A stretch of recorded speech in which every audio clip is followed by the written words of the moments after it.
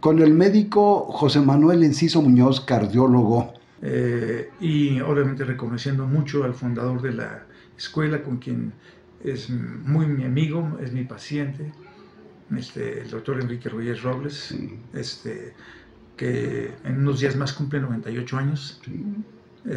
Y está bien, está muy bien, está íntegro. Sigue siendo el líder del Consejo Estatal de Bioética, al cual me honro en pertenecer como consejero también en el Consejo Estatal, y soy también miembro fundador del Consejo Estatal de Bioética. El doctor Argüelles lo conozco desde mi infancia, ¿verdad? Obviamente como médico, la familia de él, una familia ligada también a mi familia. Mi madre y mis tías eran casi hermanas de unas primas y hermanas de él en Jerez. Y luego él, un médico muy destacado, y él junto con nosotros se le encomendó y él tomó las riendas la fundación de la Escuela de Medicina de Zacatecas. Nosotros estábamos en el ICAS, que era el Instituto de Ciencias Autónomas de Zacatecas, 1967, 1968. Y entonces hacía falta pues, integrar varias facultades o escuelas para poder hablar de una universidad.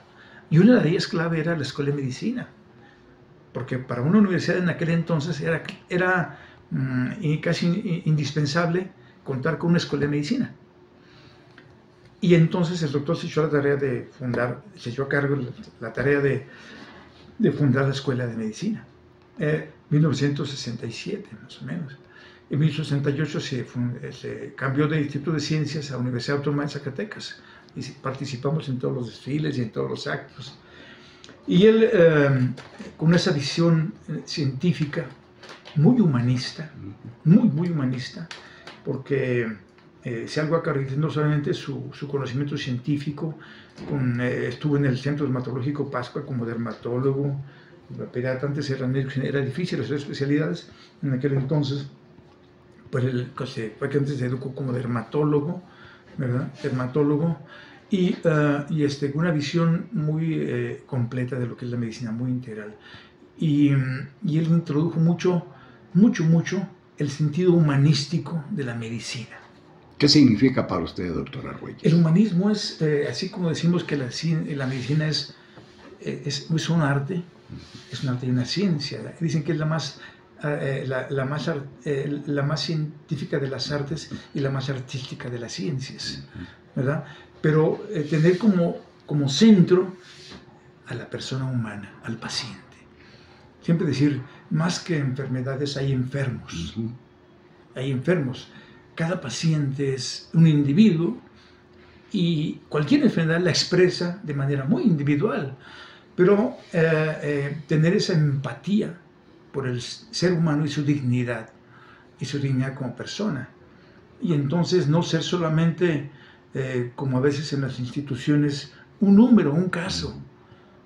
Ese es el gran problema ético de las instituciones, la misantropía, el desprecio por el ser humano. Es un número, es un caso, no me interesa.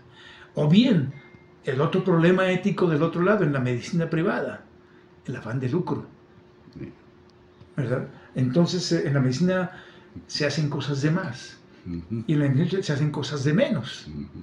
A veces para que seas operado en una institución, caray, ¿no? Le buscan, ¿no? O para recibir una atención. Y en cambio, no, se le hacen cosas hasta de más. Porque son los dilemas o los conflictos bioéticos que existen en diferentes tipos de prestación.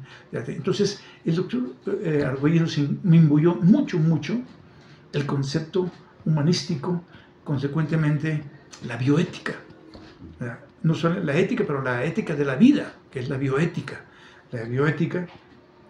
Y creo que todas esas generaciones que empezamos, cuando él fue fundador y director, en los primeros años, nos imbuyeron mucho eso, nos inculcaron mucho eso, mucho lo inculcaron. Y ahí entonces que esas generaciones, después pues ya vinieron cambios y muchas otras cosas en la universidad y pues bueno, ¿verdad? Han cambiado hasta la currícula, han cambiado muchas cosas, muchas materias que se daban, pues han cambiado, ¿no? Ahora quizá poco les interesa la medicina humanística, otra serie de materias que nos daban también, ¿verdad? y la deontología médica, etcétera, ¿no? Entonces, son de las cosas que me parece más sobresalientes del doctor Argüelles. No solamente el aspecto científico, sino también el carácter y el contenido humano de la profesión. Es lo que yo resaltaría en la formación en la personalidad.